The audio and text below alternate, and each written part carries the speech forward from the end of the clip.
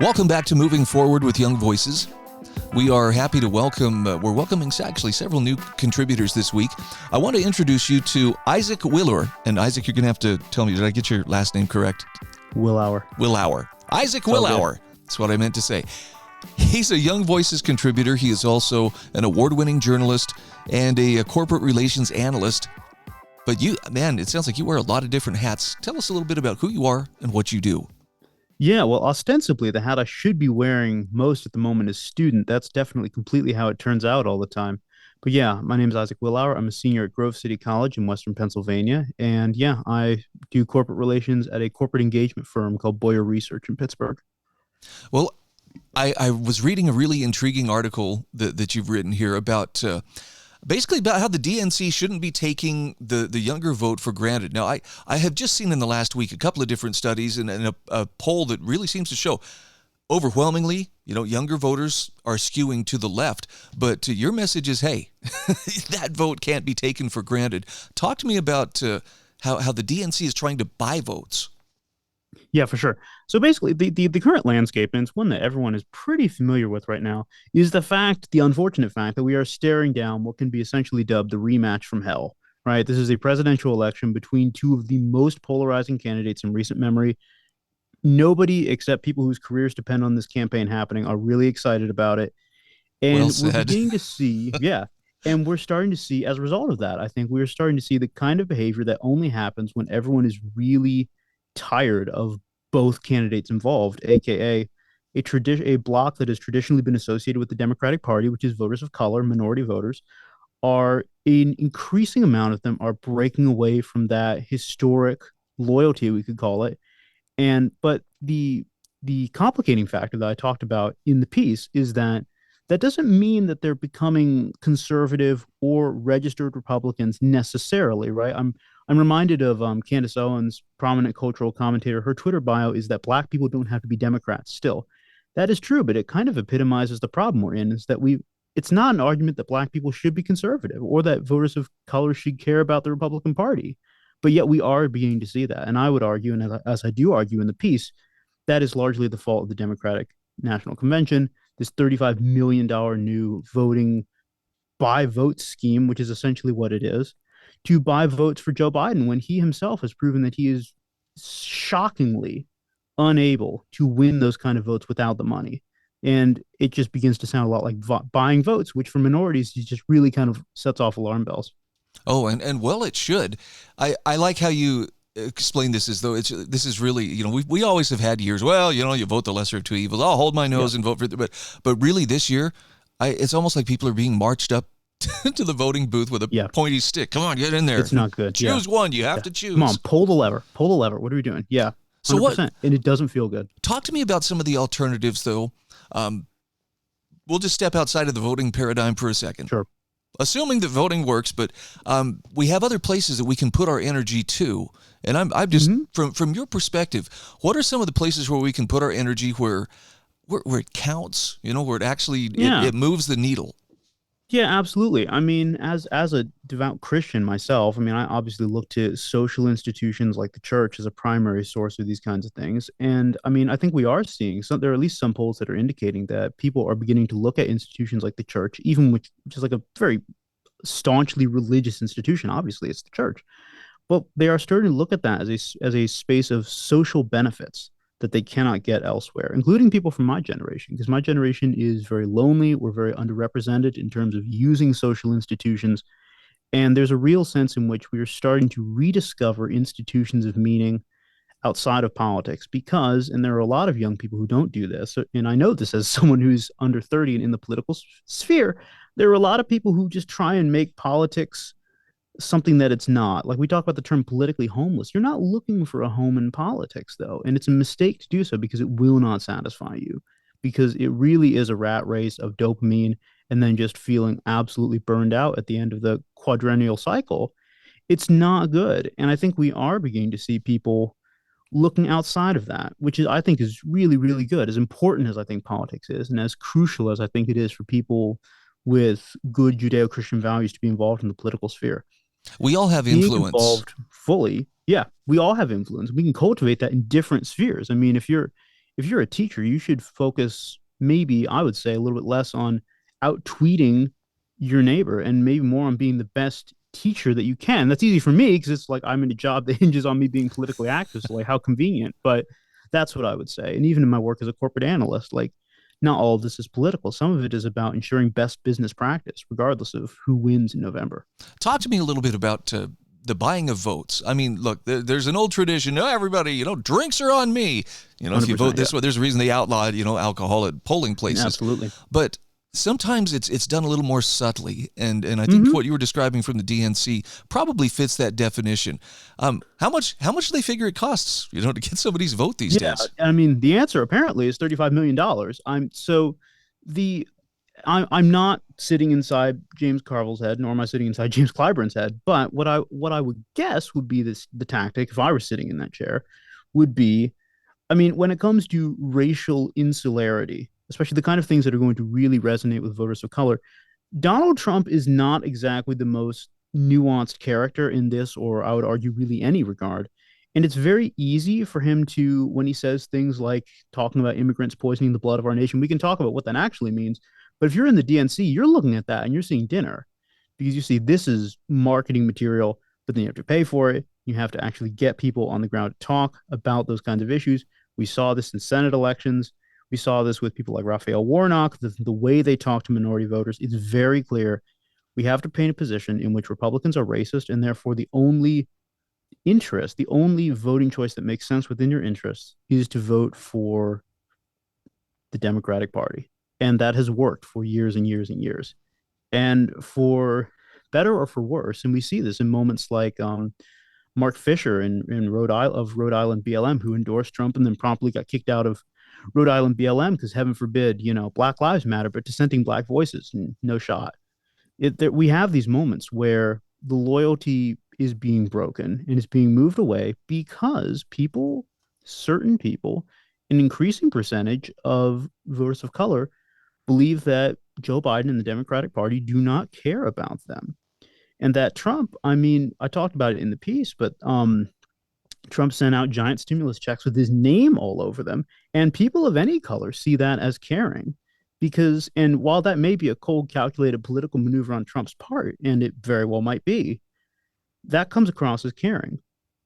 And Joe Biden so far has been massively not good at creating that kind of feeling among voters.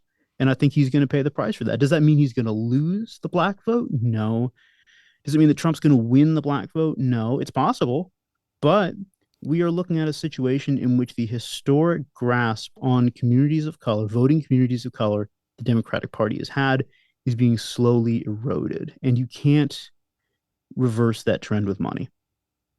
Man, it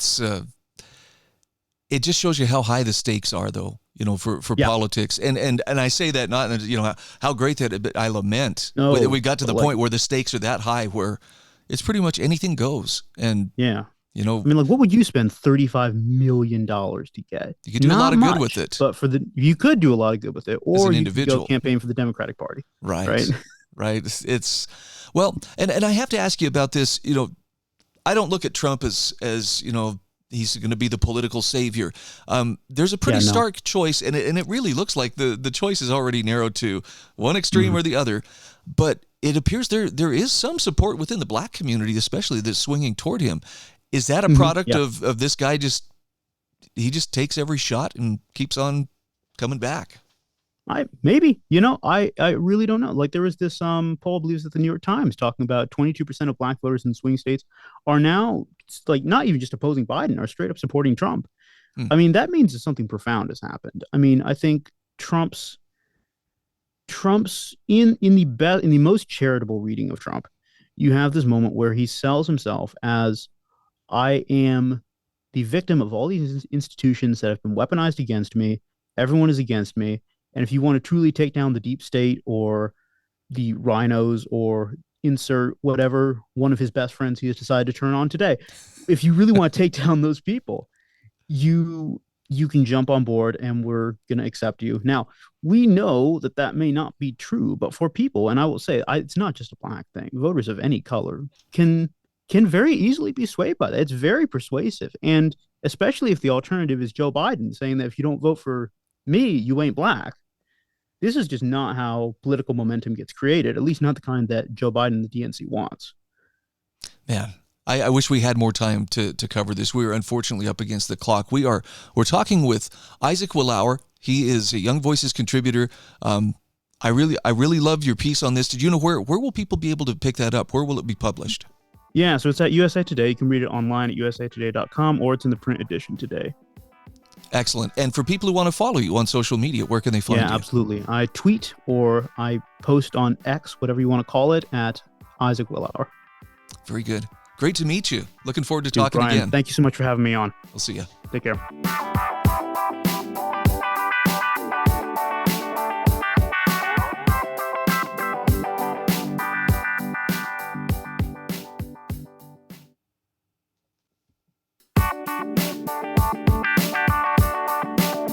Welcome back. This is our second segment of Moving Forward with Young Voices. Happy to welcome another new contributor. Her name is Frances Floresca. Frances, welcome to the program. Great to make your acquaintance. Thanks for having me. So tell us just a little bit about yourself. We know you're a Young Voices contributor, but what else would you like us to know about who you are and what you do? I am someone who is very passionate about public policy and fighting for solutions. We can always complain about people making decisions in DC or just political arguments in general, but I am someone who loves to talk about solutions and how ideas can benefit families regardless of who they are or where they are from. Well, you've got a doozy of an article that I just was looking at on Chalkboard News about a bit of an uproar in Arizona. And how do we properly frame this? This comes back to education savings accounts. And maybe you could help us bring us up to speed. How did Arizona get education savings accounts? Arizona was the first state in the entire country to actually get education savings accounts. And virtually, it's been a successful program. Back then, it wasn't for everyone. It was for military families, children in failing schools, and tribal students. But since 2022, they were one of the first states to get universal school choice. And since then, around 70,000 students have been on it. And students aren't able to just choose a school that works for them, but they can also use these funds to customize their education, whether that's for curriculum, tutoring, or, as I've mentioned in the article, ski passes, music lessons, and Legos, which are all very important to how we can look at education because they are very educational tools. I know that you point out in the article this caused an uproar, with opponents of school choice, especially in the form of ESAs. Well, look at this; they're squandering this on things that are fun, and I just have to laugh, partly because I've been a homeschooling dad, and I've seen the different form that lessons can take, and skiing and Legos may seem like just playtime, but it's astonishing what a person can learn, if they're in a learning attitude. Exactly. And, I see this with my son. He's only one, he's not in school yet, but I have learned so much from parents and child caretakers that play is such a vital form of education and learning because it stimulates not just creativity, but also stimulates their brain and helps them develop a path going forward into their future and education. And that's what is amazing about ESAs is because you get to choose how education works for children because every child is different. No, now this makes perfect sense to me. Now I understand that opponents of ESAs, they're upset about this, but as I hear their objections, it seems like a lot of it just has to do with, well, this is something we don't feel that everybody can afford. And isn't that kind of one of the points of, those students who have access to these ESAs is in some ways it levels the playing field, giving them opportunities to pursue their own education. I mean, I guess I'm not seeing where there's a cutoff there if it's below a certain, income level. In Arizona, it is specifically for everyone now, but back then it was for those lower income families and military families. But The beauty of ESAs and just school choice in general is that it allows these families, low-income families especially, to access education opportunities, and whether that they want to use those funds for private schools, micro schools, or other learning opportunities such as homeschool curriculum and such, they can use those funds. And, it levels that playing field, because some of these families don't even want to be in public schools for a variety of reasons. Their child might not be enjoying school, or their child may be bullied, and there's some of those ideologies that are creeping into our classrooms.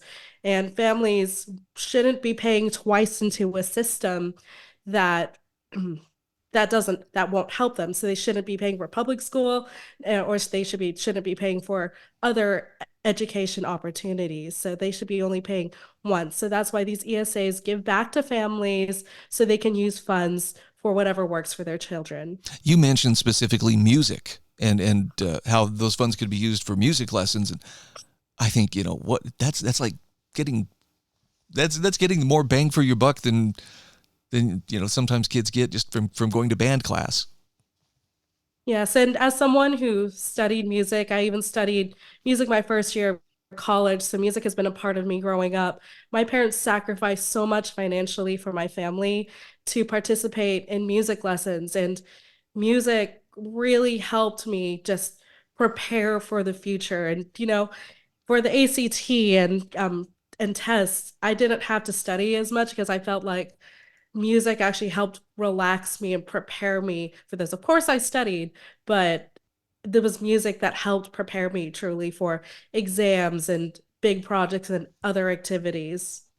So I have to ask, I'm sure that in Arizona, as well as other states that have school choice, this opens up opportunities for people who are very serious about education. In other words, privatized approaches, whether it's school pods or whatever. There's basically, the innovation is pretty much endless. But I'm curious, are they seeing the same kind of suspicion? Well, why would these ESAs be spent on fun things? Do the people who want to get into the business of educating, are they viewed with suspicion? In other words, treated like, are you just trying to start a grift here? Definitely. And people have actually called some of the biggest school choice advocates grifters. But the reality is that the opposite is quite true. These school choice advocates truly have seen how education currently works. And this modern education system was created in a way that stifles a way of thinking. And they want everyone to think and lead their life the same way. But the reality is that every person is different, and you want more opportunities and children to explore their interests and explore their needs, because every child truly deserves an education that works for them. I could not agree more. So what does this portend for other states? Is this going to more likely tip the needle towards or against support for school choice? It always seems to come down to there's pretty much a split right down the middle on that. There is a split down the middle. We've seen in states that should already have school choice ESAs like this, like Texas, Idaho, and Georgia. Like, these are states you'd probably think would already have ESAs, but they don't. That's because people are kind of afraid of something new. And we need to encourage them. It's like, hey, this won't hurt your public schools. This won't hurt different forms of education. This is going to actually help and improve education for everyone. So regardless of whether you go to a public school, private school, micro school, or homeschool, these ESAs are going to benefit everyone. Well said. Again, we are talking with Frances Floresca. She is a Young Voices contributor. And Frances, I'd like to know where people could go to get more information on this issue, assuming maybe they're in one of those battleground states. Mm-hmm. So people can go online to virtually a lot of school choice or education websites. So there's Excel in Ed, there's EdChoice, there's American Federation for Children, and of course, National School Choice Week and National School Choice Awareness Foundation. these are organizations that are amazing in pushing school choice initiatives around the country. And you should always be involved in your state legislature, always watch for bills, talk about education savings accounts, and be involved. Go to your state capitol, talk to your state lawmakers, and encourage them to vote in favor of education savings accounts. Very good. And where can people find you on social media? On social media, I can be found at Francis and Flo on Instagram and Twitter, and you can follow me there. And I have a good amount about school choice and just education in general.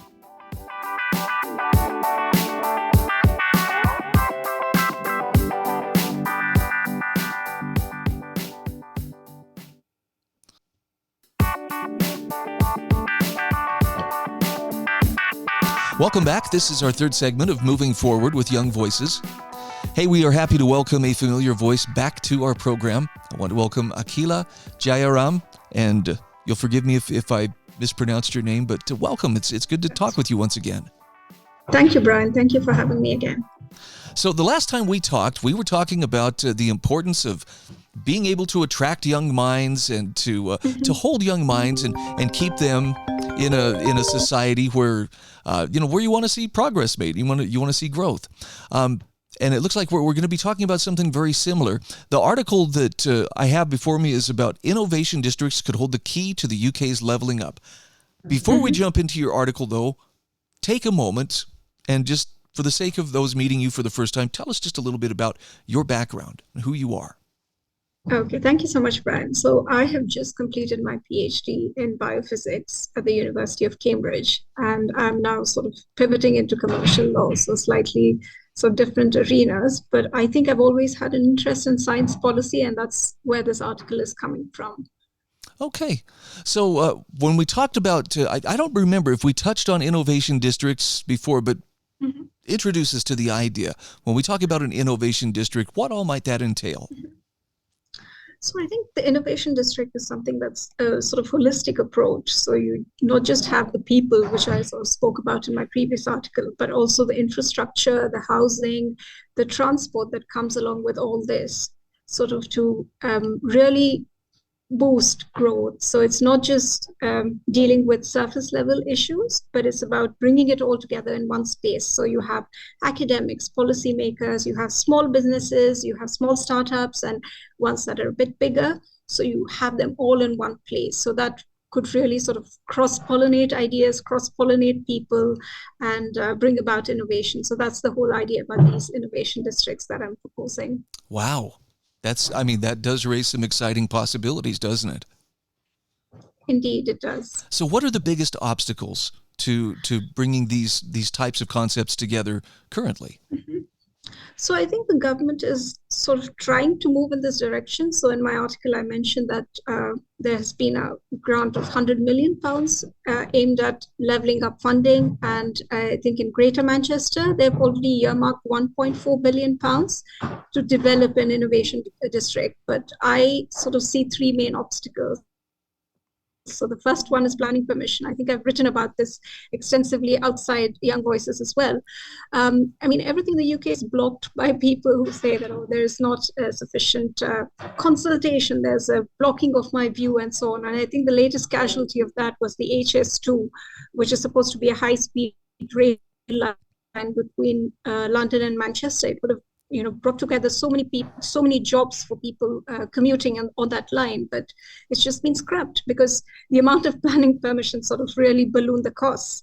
I think the second obstacle is attracting external investment. So I think in the UK we have a sort of habit of relying on the state to provide this, but we know that we need millions and billions of pounds if we want to have the next Amazon or Google originating in the UK. So I was suggesting that taxation could be a way to solve that. And I think the third one, which we've touched upon in previous articles, is talent. And in this article, I've sort of not just addressed the barriers to getting overseas people. I think the immigration rhetoric right now is quite high. Like tensions are high at the moment. People are saying, we'll have a salary threshold in place. But I'm sort of concerned how this would affect attracting talent to the UK. And I think homegrown talent is just as important. We need sort of more entrepreneurial education. We need regional accelerators. People from all of the UK should be able to access these, not just those based in London and the Southeast. Wow. Well, I have to admit, the solutions that you're putting out there, I think, make a lot of sense.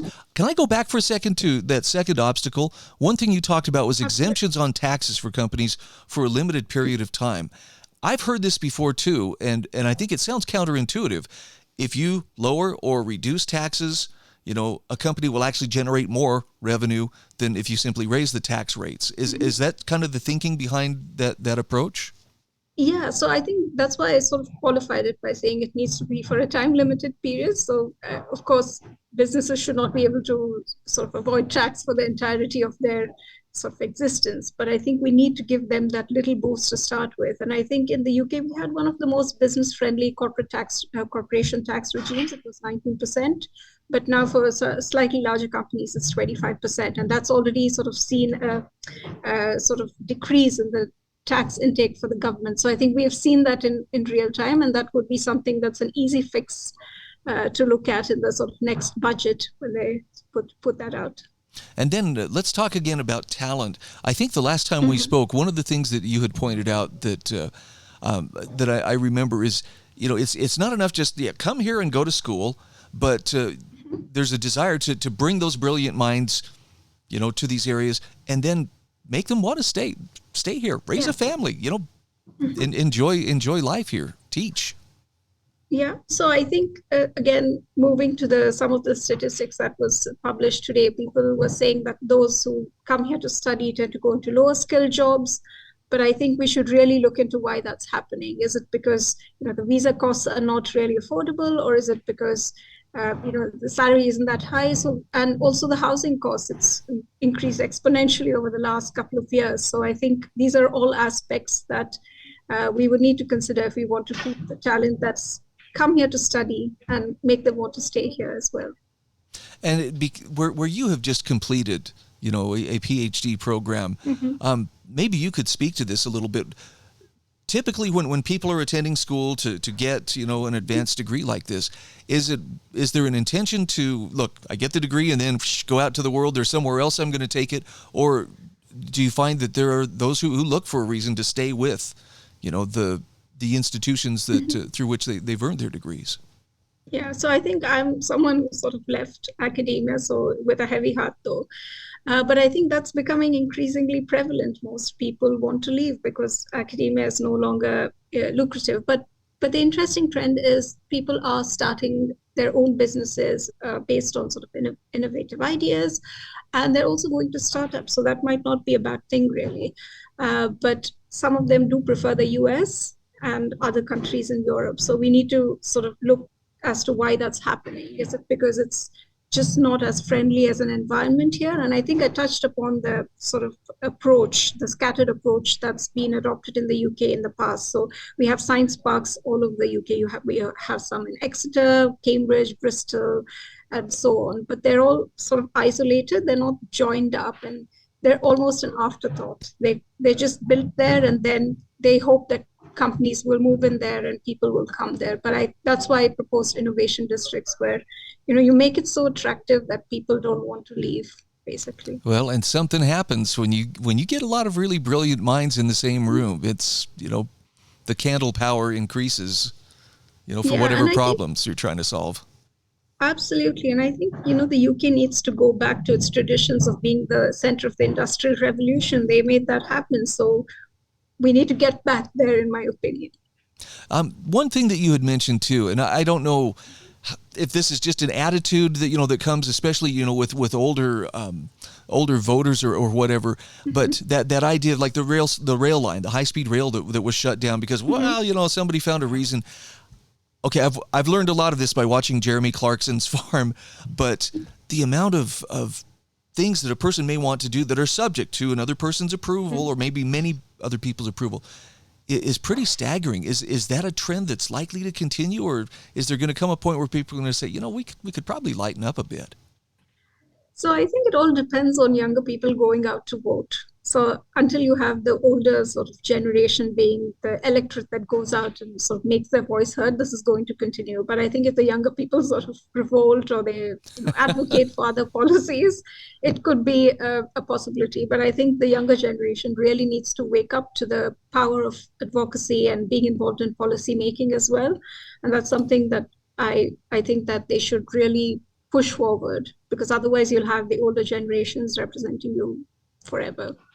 Yeah, and frankly, as I'm getting to be one of those older generations, I'm like, oh, well, now I see people want to keep things simple and keep it the same. I'm sure there's a middle ground, and I'm certain that the work that you're doing, among many others, is going to be where that happy center is found. Again, we are visiting with Akhila Jarayam, and tell everybody where they can, first of all, find you on social media, and then let's talk about where they can find this article. So I am mostly on X, formerly Twitter, as Akhila_Jarayam. So that's just my name. Okay. And then the article that we've been discussing, where will that be published? So it's already been published. It's on a website called Mia. Okay. Very good. And of course, we have show notes that will go along with this episode too, if you'd like to learn more. Akhila, thank you so much. Great to visit with you once again. Thank you so much. Thank you, Darren.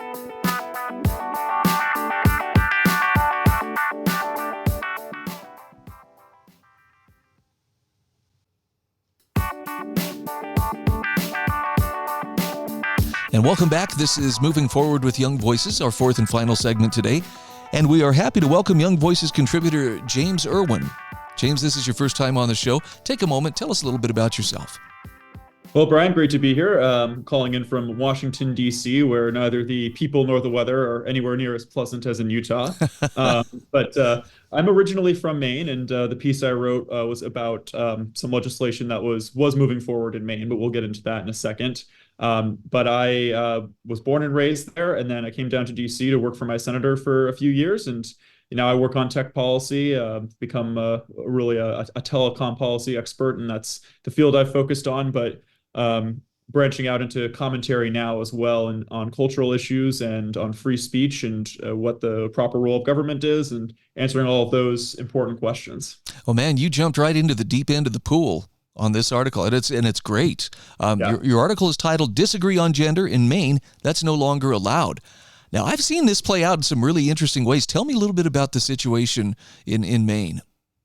Well, I do have some good news and a positive update, but to set the table, there was a bill that was proceeding through the legislature. It is a Democrat supermajority, 2/3 in both houses.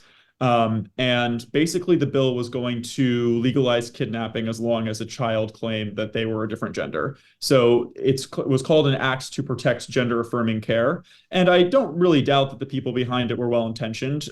The legislator who wrote it said that she met with some activists in California who gave her the idea. So that gives you an idea of where this is all coming from. There is an activist complex that is pushing this legislation, but there's a lot of well-meaning people at the state level who are kind of picking it up and running with it.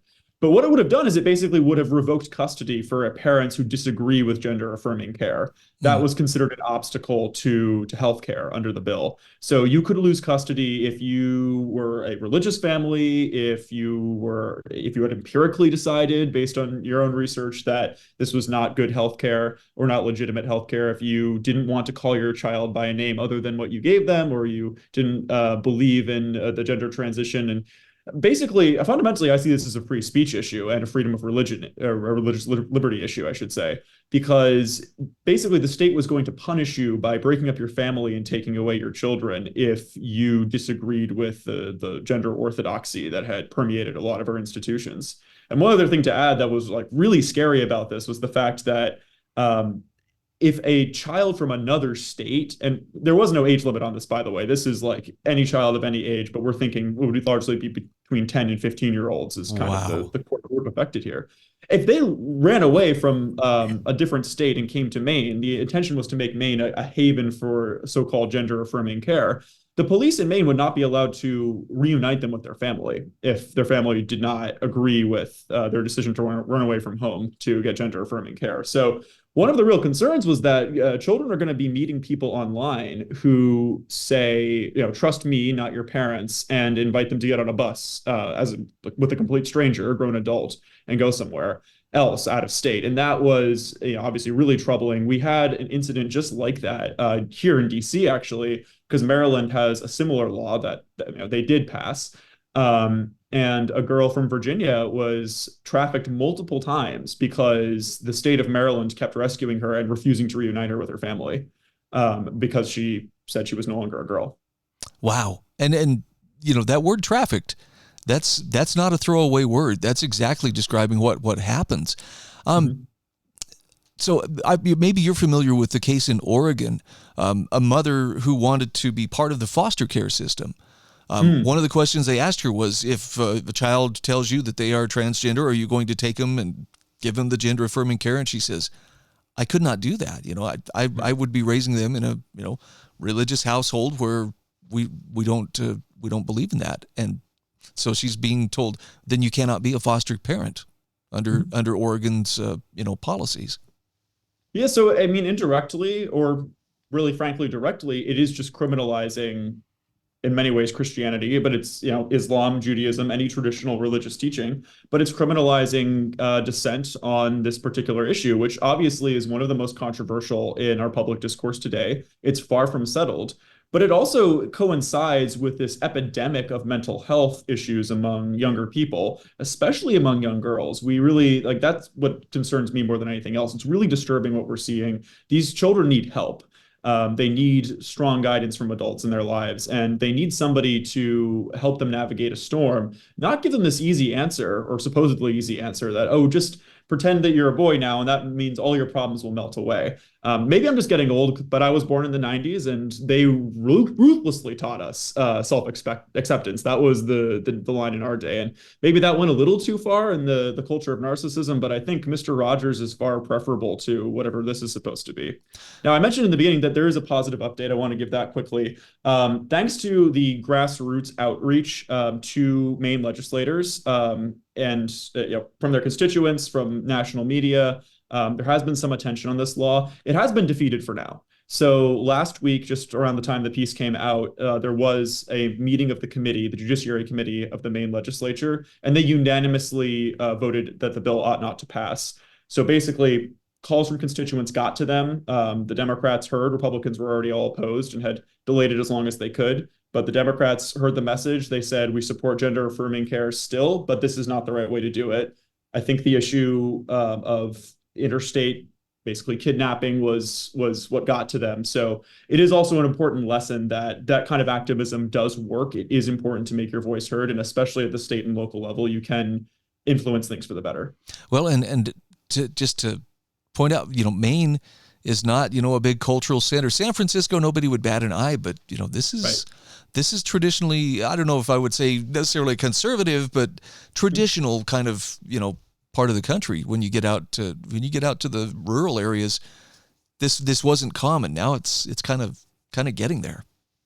Absolutely. And I hate to have to say this, but one thing I would say to the audience is, as parents, you really can't trust anybody anymore. You can't trust the schools or the hospitals and the doctors or even the judges, because all of them are now receiving training that is inflected with gender ideology. Wow. There has been some pushback on that from conservative activists, and I am optimistic about how the future is going to go, and that the classically liberal idea of free speech and debate and open discourse will prevail. But as of right now, much of the professional class has been captured, and you have to be extremely vigilant. And it's almost an impossible task, again, because of the mental health crisis among young girls, especially today.